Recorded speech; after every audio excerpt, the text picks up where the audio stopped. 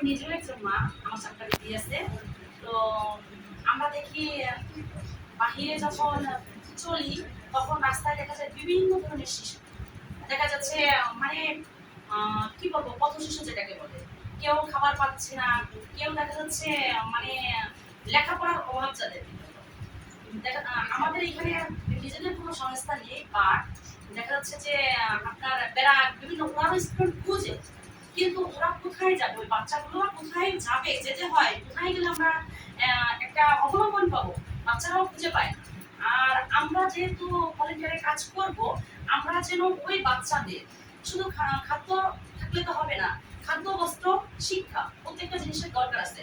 So ওদের আমরা কি করব ওদের ওই স্থানগুলো চিনিয়ে দিব যে হ্যাঁ এইখানে গেলে এই সংস্থায় গেলে তুমি এইভাবে ওদের হাত ধরে নিয়ে আমরা ওই জায়গাগুলো পৌঁছিয়ে দিই। কারণ আমার নিজের বোন আসতে ও ব্যারাকে জব করে, ওদের দেখা যাচ্ছে বাচ্চা খোঁজার জন্য রাস্তা রাস্তায় ঘুরতে হয়।